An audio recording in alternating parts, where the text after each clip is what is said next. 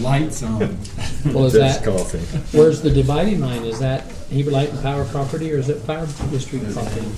I'd like to welcome Probably everyone to our Heber Light and Power Board meeting for the month of December. Today is Wednesday, December 6, 2015. The time is 5:04. We're meeting at the Heber Light and Power office buildings located at 31 South, 100 West. I'd like to recognize our board members here today. Mayor Bonner, Mayor Qualis, County Chair Kendall Crinton, our Heber City Representative Jeff Bradshaw, and Albert Patterson. I also express appreciation to our staff that's with us today, Bart Miller, Joe Dunbeck, and Harold, and Jake, and Carly, and our manager, Mr. Jason Norman. Thank you for the work putting together our agendas and keep us in line. We have in front of the board today, our first item of business is our consent agenda. We have the November 18, 2015 board minutes, November 2015 financial statements, and November 2015 warrants. If there's no modifications or changes to those items, look for motion to approve the consent agenda. So moved. Second. Sorry. Motion by board member Robert Patterson, a second by Mayor Qualis. Any discussion on the motion? All those in favor say aye. Aye. Any opposed? Motion carries. Consent agenda is approved. We have somebody from historical, Dave from the Commander Air Force out there, the museum out there. Dave wanted to address the board today. Maybe just state your name and you just probably stand up. Sure, absolutely. Dave Gorell, and I'm with Commemorative Air Force. We're the guys that fly the old airplanes out there at the airport museum, and I'd like an opportunity to talk about the impact of the rate change on our operation. Floor's yours. I have the floor, all right. Yeah. So let me tell you just a little bit about what Commemorative Air Force does. I'm not sure if many of you are familiar with this. We're a national organization, but we're the Utah wing. We're a standalone branch. And our objective is to maintain World War II airplanes in honor of the gentlemen and the women who flew them in those years. We give them rides. We actively search out World War II Korean veterans to come out, ride with us in the airplanes. Their families love that, of course. We sell rides to people that are interested and available, and that's how we finance our operation. A little bit of museum receipts, but it's very small. Very much a nonprofit. We are a 501c3 nonprofit, and we are the epitome of something that doesn't make a profit, because we spend everything we have on maintaining the airplanes and putting fuel in them so we can fly them for the memorial events that we have. So what has come up recently with the new impact of the demand rates is we suddenly have seen about an 85-9% rate increase. And just to give you a little sense of what power we use, we have a bank of 8 lights, 400 watt overhead lights, metal halides. We try not to use those most of the time if we can ever get natural light in there, because of course they're slow to come on and they put such a demand on us. And then we have 2 heaters that we keep the museum in around 40 to 45 degrees in the wintertime. We don't use them at all in the summer. Electric? They're gas, but electric blowers on them. Okay. Natural gas. So I have here for you to look at if you care to, just a review of what our bills have been over the past year or so, what our usage is. We run around 300 to 400 kilowatt hours a month, pretty consistently. Of course, it goes up in the wintertime when the heater runs to maintain the temperature in there. So our billing rate under the old system was about 17 cents a kilowatt hour, and all of a sudden we see that now going up to 35 cents in the last couple of months. And because the way we operate the museum, demand hits us very hard, because if we walk in the museum and turn on a light, we suddenly spike a demand that clearly is way over what we'll use the rest of the time that the museum is occupied. And we're trying to do things like reduce those big demands, like not put on both light banks at the same time, or not ask for the heaters within a half hour when we ask for lights. But I suspect that that's going to be a minimal impact on our rates. So what we're looking for is if there's any opportunity for us to petition for a rate relief based on our very low usage and the kind of nonprofit organization that we run out there. So that's essentially my whole presentation. Any questions? Have you given any thought at all to changing out those metal halides? Yes, sir, we have, and I've investigated that quite thoroughly, and I like the idea. It's $200 a unit to replace them. It's something that we think is very much worthwhile, but we are actively soliciting a donor who would like to help us relamp the. You said you had 8 of them, We've got 8 of them. Yes, so it'd be sir. about $1,600. About $1,600. Yeah. So it's a big piece for us out of our operating budget. It's not a big piece if we can find someone who wants to donate to our kind of operation. So. Are So you we think- replacing them with what? LEDs is what has been suggested by the electrical warehouse people. And they say they'll give us more candle power than what we currently have. You know, we've got a 45-foot ceiling, so Yeah. we do have to have a pretty good illumination to get it to our working area. I think that's a fantastic idea, and I just on a sense of going forward, I would like very much to make that change. What we have also with the company has people in businesses. We have somebody from the company that can do an evaluation for you and see what. That would be fantastic. We'd love to have somebody come out and take a I look don't know at if it. that's something Jason could maybe get somebody out to look at and find ways to help save you some money. Yeah. Maybe, I think Jason explains it what the best on demand. I understand what you're trying to say, but maybe Jason can explain why. That would be good to know. Right. Yeah, I've read the rate preparation sheets. I don't clearly understand it. Sure. I mean, demand was put in place just to fairly recover the fixed costs of the demand that's putting on businesses and anything that's not residential is putting on our system. Residential, it's pretty easy to build the demand into their rates because residential is,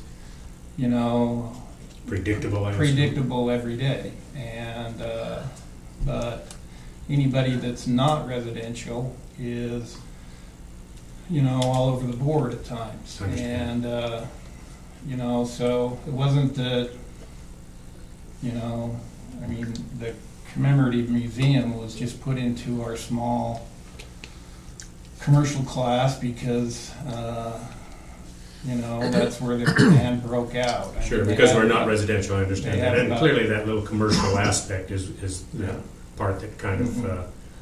gets us in trouble in terms of our bills. So. Yeah, and it's, their demand is right around 6 kW. And it did increase their bill about $40 a month. I mean, I think it's gonna be probably about the average is, it's gonna take their bill from, about 60 something to 100 and something, every month. So, We feel that very definitely. yeah. Not having been there and looked at their operation, of course, obviously changing the lights would help, but is there a possibility in that kind of the other things they could do that would drop that a little bit? Well, we can clearly go out and look at it, and we clearly have a very good rebate program, and that I think would help very much on the cost of those lights, those LED lights, and I think that's gonna drop your demand considerably going from those metal halides to LED, and so we'd love to work with you on So that. if you drop your kilowatt hour usage for Right. a month, Right. you may recoup some of your damages by That's wonderful. having those in. And I was gonna ask, in the old days, I got a fan up in my house, and my dad-in-law had it series with a light bulb. And depending on the size of the light bulb, he could control the fan speed, which would probably also control the startup. Now, motors aren't built that way anymore. Okay, that's is there a way that he could develop some way to slowly ramp up his fan motors, or maybe they're not even big enough? I wouldn't think they're big enough. I mean, like Jason said, we're gonna have to go look at it, but I highly doubt they're big enough to look at a variable frequency drive or anything like that on those. I'm sure it's just a small unit heater, is. and there's nothing you can do there. Yeah. The lights are the biggest thing. Those metal halides are. Yeah, they're. Yeah, and we know what they do, I mean. That's what's hitting the demand. Yeah. You can see. So if you changed out the lights with the rebate, Mhm. you know, that would be, how much would they save on the lights? Residential's $10 a fixture, I think, and I don't know what commercial is. On the rebate, I've been, it has been suggested to me that we would get about a 40% kilowatt hour savings in the LED. And so I projected that out, and I said, well, that's gonna take us about 15 years to see that in the electrical bill. Of course, that was prior to the new billing. Right. So if nothing else, that is more likely to encourage us to, if there was any way that we could be fit into something other than commercial, it would certainly give us a little more realistic relative to how we use electricity out there. That's I guess, my other avenue here. Now, all the airport hangars are commercial, right? Yeah. Because we've had that discussion with. Aren't they individually Dave. owned, or I They guess are- the yeah, city owns some and basically. leases them, or are they Cities don't individual? have any- Yeah, city owns the ground. Almost all of them now are owned by the individuals. Yeah. There are only two actual commercial operations out there. That's Dave's Custom Sheet Metal and the FBO. Everybody else uses their hangar simply as their aircraft storage. So. Tonight we have on our board, Jenna, a definition of what residential is. If you could fit that parameter, would fit you in there, but I don't think you will. I have bunked down in there a couple of times. Is that Throw you a camp cot Because in we're there. getting people asking that end we're at, it's just where it's just gone a difference in the price and stuff, but where it's zoned and everything's commercial, we have to stay on those kind of the standards unless they fit the description of what we can define by as residential use. So I don't know if they're, as far as changing categories, you're gonna be in commercial no matter where you go. and there are no side categories or anything in between the two. Seems like it's a big break between a real commercial, Walmart or somebody who has their kind of draw, residential, and then somebody like us who we certainly don't do any commercial operation, and yet we end up suffering with the major electrical demand people. And maybe the term commercial not term puts you in Yeah, I commercial. understand, it is a category. Right? It's just whatever they Yeah. put people into. Mr. Chairman, I'm wondering if we're not maybe a little premature to even consider anything until they've had a chance to look at it and see if they can help some there that might resolve most of the problem, if not all of it. I know we always, of course, have to worry about a precedent you might set if you do adjustments here and there too, but I'm wondering if we give it maybe a while, or next meeting or whatever, and let them look at it and see what they can do before we consider, if we consider anything. But we'll have the staff and some employees come out and look what you've got and then report back to the board and All right, give us some that would be options. great. We're good. So let's start at it now. When these light banks go on, how many different circuits do you have on them? We have two circuits, so we have switches for 4 at a time. And for the most part, we never bring up 2 at the same time. We really don't use lights very much. We will have maybe a movie or something in the evening, or a meeting in the evening, and those will be the times we do bring the lights up.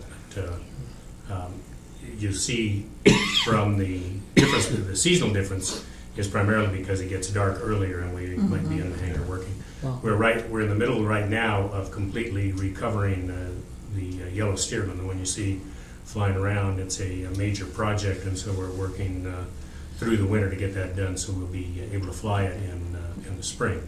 And that does require us to warm the hangar and light it for workspace. What did you do in October? Because your usage in October was half of November. And it was almost half of what it was in September as well. Usage and KW. I think the biggest thing was we just became very aware of not turning those big lights on. We've always been reluctant to turn them on just because they're so slow to come up. But as a function of the new rate system, we've talked about it and gotten everybody on board to not bring those lights on. And we all carry flashlights, so we just have to walk in there for something now. Because We're clearly- forcing them back into the dark ages. well, there's a little bit of that because clearly we know as soon as we hit that switch, we're going to see it at the end of the month because it'll spike like nothing. So We don't want to give you a hard time. That's- Well, I think if somebody goes out and evaluates and looks at it, comes up with a game plan. and- Yeah, I mean, I really think that if we go out and look at it and we work out the rebate formula with this type of thing, it's a little different. It's in, KW and kilowatt hour savings that we base the Right. rebate on. So it's not a very simple formula like residential, and we'll get, an expert out there and work with it. I mean, and then, we'll see exactly what you gotta come up with from a donor all right. with the rebate program that we're providing, and I think it'll be substantially less than that 1,600 you were talking about. That would help a lot. I think when I projected this some months ago when we first started considering it, because of our low usage, it was apparent that it was going to be hard to see very much savings because Right. we're on the low end. So Yeah, I Sure. mean, we knew we were doing them. What's your name? Dave Gorell.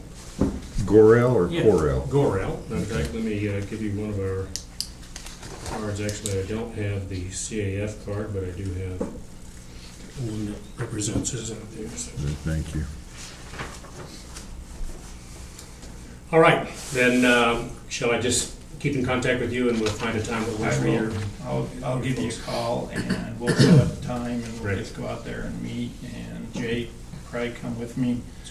We'll work out the rebate program and let you know, what number we're at to get those to LED, and I think that will reduce, both demand and kilowatt hours, and, we can do a mock and see if it's, getting you down to the price Right, that we understood. need, so. Maybe to look, I don't know, what it costs to run a few little, like house-type lights, so you don't have to wander around with a Well, flashlight. we'd like to do that. When you're As a just matter there of fact, looking, and- yeah, we do that for events, parties and things. We just string incandescent bulbs across, which certainly gives it a better flavor for, we do big band dances in the summertime.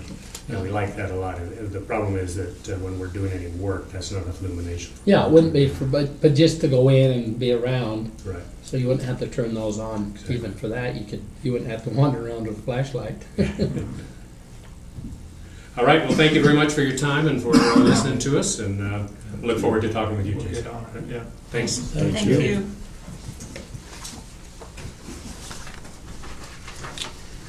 Next item on the agenda is our 2016 board meeting schedule.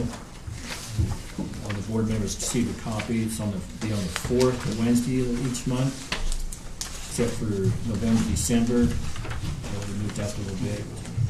And our start time will be at 4 p.m. Does the board feel the time of work and the time of the month, fourth then? Sure. We can't do it any earlier, right? Well, I think 4 o'clock was, Well, I'm not here anymore, so.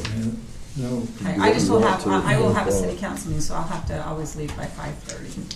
So hopefully we'll be okay. If we move to, with you, Ken, is that your county? Still that's doesn't. right, Kendall's. Well, no, it's on a Thursday, so I don't But you're still normally. teaching. It's a Wednesday. Wednesday, fourth Wednesday, we don't have council meetings. I mean, my deal is in November where you move it up to third Wednesdays and dump on top of a council meeting. Usually, depends on what's happening. But no, my teaching schedule this year, I'd be okay. 3, I'd have to hurry right over. My last class leaves at 10 to 3. So I could move it up a bit, normally on Wednesday, but who knows what my Most of the schedule will time be we're next okay. year. Most of the time we've been okay. Let's keep it at 4. And then, And if it becomes if an issue, we'll change it. Okay. Maybe on a particular meeting, if there was a big agenda or something, just move that one up or Yeah, something. just a little earlier. To give so- us another Okay. hour, and, you know, Okay. and I'll know more, I won't know till next year what my schedule will be. but- Well, 4 works, it's just, I do have to hustle back over. We'll look for that. So look for a motion from the. I'll board make to a approve. motion that we approve our schedule, our meeting schedule for 2016. It will be the 4th Wednesday of every month at 4 o'clock, except for November and December, and those are the 3rd Wednesdays. And if there is a problem or a reason that we might need to meet earlier, we'll just change it for that particular meeting. Second. I have a first and a second to approve the 2016 board meeting schedule. All those in favor say aye. Aye. Any opposed? Motion carries. Just maybe for a thought while Robert's here, this is Robert's last meeting with our Heber Light Power Board, representing from Heber, and I appreciate Robert's service, and he's always been faithful, attends all these meetings and his board meetings, so we're grateful we'll miss him on it, being part of, you've been probably involved in Heber Light and Power for at least 5-6 years. 5 or 6 years out of the 8 years of Yeah. city council. So he's been a good member on the board to have on it, and Thank you. thanks, Rob, for your Been a service. good board. Just for a notification, Jeffrey Smith will be the new board member replacing Robert. That'll start in January. What line does Jeffrey come through? I was gonna ask. Has he got family here? Is he part of the, I'm not sure where he's. I'll ask him personally then when he gets He's here. from the Colville area. His Okay. wife's from here. Wayne Farr's daughter, I think. Oh, okay. But he's not one of the local Smiths then? He's not Earl's or Jerry's or No. Blaine's? No, he's, Okay. but we asked him, he's not from the Smiths over there either, I'm not sure where he lived there for a while. We thought maybe he was related to some of the Smiths there in Wanchip, but he Let him didn't. introduce himself when he comes in then, find out a little bit more about him. Carly, tell him to bring his pedigree chart with him. My mother used to do that all the time. She knew until she found somehow you were related. Tell him that that's your Is that one of the qualifications you gotta find initiation, you relatives? gotta bring your pedigree chart. If you don't get enough relatives, you can't be on the board. I'm assuming that Jason will probably do some training with him too when he gets in here. He'll love the Yeah. training part. Do we got contact information for him? I'll send it to you. Okay. Hmm. I'm gonna turn to our legal counsel, Mr. Joe Dumbeck, on item number 4, defining a customer class. It's called residential. Maybe for those who may be listening on the TV and radio or whatever you listen to, explain what we're doing, Joe. The question that was just discussed about the airport hangar and how we deal with that, made us look at the names, the labels that we put on these different classes. I don't know, am I interrupting? No. Made us look at the labels we put on the different classes, and when a question is raised, you look at things more carefully. We're not changing the classifications, we're just changing the label. When the hangar people came in, they said, well, we're not commercial because we're nonprofit, blah, blah, blah. And we said, well, that doesn't matter because what we really focus on is whether it's residential or not, and everybody that's not residential becomes commercial. And so what we decided is the easiest way to do it was to change the name from commercial to general services. Otherwise, the definitions are the same as what we've always used in the past. And the idea is just to try to avoid confusion about what is meant by commercial, because. Takes away his consternation of saying we're not really commercial. Right. And so we don't have to get into the issue. It's either your residential or everything else. And residential means solely for domestic purposes in the home, and limit it that way. The definition that we've got there, which we followed as a matter of practice, actually comes out of the Rocky Mountain Power rates schedules, so it's very similar to those. I've changed a little bit, but not much. And the other thing is that under, I think this is correct, you correct me, Jason or Bart. Everybody that's not residential in the Rocky Mountain Power System pays a demand charge. So whether we call it a duck or commercial or general, they're gonna get hit with the demand charge if they're not residential. And these guys were not residential. Thank you. Any other questions or comments the board has on the definitions, residential and general services? You know, I gotta you quit guys, calling it commercial. you guys were talking, we come in, we're talking about, which one was it over Midway that The invited in. invited in? Were they claiming residential or? Yeah, but this defines it very clearly that, on it says number 3, combined family dwelling units, dwellings where tenants are typically less than 30 days in length, such as short-term residential rentals, hotels, motels, camps, lodges, and clubs do not qualify for residential service. They aren't residential, Well, they're a business general. You've got under residential 1, 2, and 3, and in that last sentence kind of clarifies what doesn't count as 1, 2, or 3, right? Do I read that right? Well, number 3, combined family dwelling units. Well, that's just the meaning- third class of residential. No, There's 3 types of residential. Okay. Single family, apartments, and combined family dwelling. Well, And then it says dwellings where tenancy is typically less, blah, blah, blah, does not qualify for residential. the first part says, is electric service provided to a customer solely for domestic purposes. Yeah, So that's. in 1, 2, or 3 types of situations. Right, well, those are just the buildings, but it's the domestic purpose which is really the critical thing, because you Yeah. can have, a dwelling would, a short-term residential would be considered a dwelling, but it's not solely for domestic purposes. Yeah, so that's what would disqualify them, right? Are Okay. they claiming the fact that they live there and they occasionally rent out a room? Is that Well, where they're splitting the hair there? Clearly I think we have one motel that's like this, Jake, correct me if I'm wrong, but in the residence portion of it, where the hotel manager lives, is metered separately than the room portion of it. Now, if it's set up that way, then we classify the one as a residence and the rest as commercial. And so they still have, like, the invited in would still have that. They could do that in the portion that they're living in and separate the services, and then we would work with them that way. But where there's just one meter there and they're clearly running a bed and breakfast and probably have a business license with you, they are a commercial customer.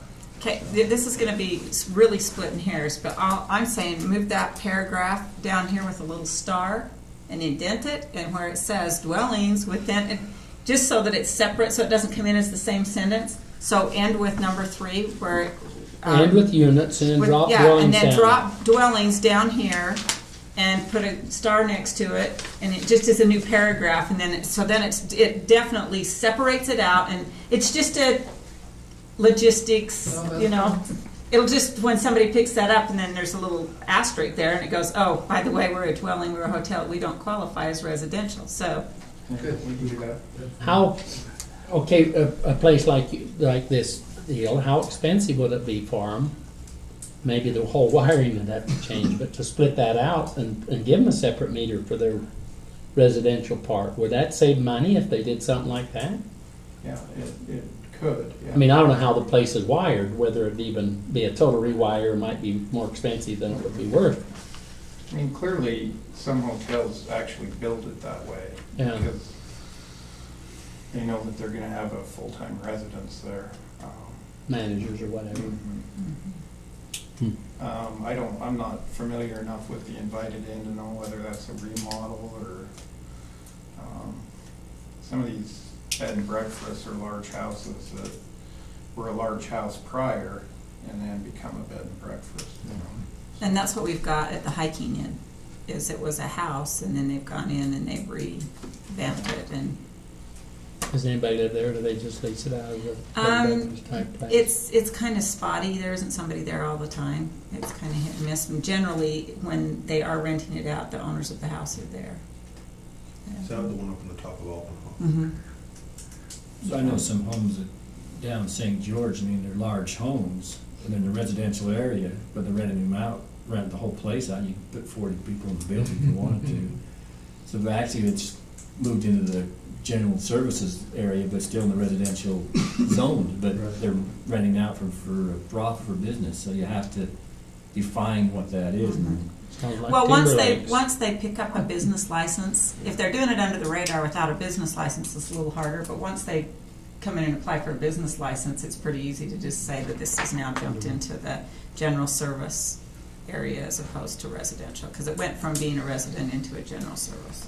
Yeah, I don't think we're close to being able to police the Airbnb and that type of stuff that's going on now. So you couldn't, I mean, the county's constantly looking and struggling. We have all over the county this going on, that people are leasing out their homes as, you know, whatever. And if we could pin those down, it might help us if you could pin them down and nail them with this You get somebody that's good at general Facebook. service. I got- Well, no, we found them on Facebook. I They got them got a- listed. They know I they're got a doing gal in it. my office, and she, Michael, these guys are renting out their house. But if you could, you know, say, and change them to general, or to commercial, it might, or general service, it might It's TDR money. ding their Yeah. profit. Transfer tax. It is Well, transferring I'm tax. talk to you. And it may be able to lose that. Believe me, Well, You'd probably like Have to your do it ratio. too. Well, We get that resort tax, but we're gonna lose that because we don't careful have about. the ratio. I know, we don't want you to do a place either, but Nightly rentals. it might help Too on many- sides, Too many residential. whatever. Well, it's sad. That's But not- we have, we've had You wanna go with family that reunions. paragraph change then? Yeah, I think if we just. You've rented it's just a places. We've way had to places, form- It's and just a everywhere you formatting go, there's thing, a but I think once it's network formatted differently, then I think that and somebody that definitely says manages that a dwellings, bunch it of them. basically stands out by the way. And you go on the internet and you can see what the house Let's is get like. back on the resolution. Yeah, sorry, we took a big, conversation. yeah, we're all just kind of. Okay. Mayor Bonner would make a proposal to change, maybe wording in the residential under A, if you want to include as a motion, what we'd like to do. Okay, so I'll make a motion that are we all okay with the resolution per se? Okay, then I'll make a motion that we accept the resolution 2015-09 service classifications and just modify the format to where it, under A, it ends with number 3 at units, and then dwellings becomes its own paragraph and is just formatted differently, but the wording stays the same. I second the motion. And we have we put enacted and we also have effective. Is it gonna be effective immediately? Oh, I mean, and I would encourage you to make it effective immediately because it's not changing anything. yeah, so, and also then I will amend my motion that it's effective today, which is December, what, 15th? 16th. 16th. And I will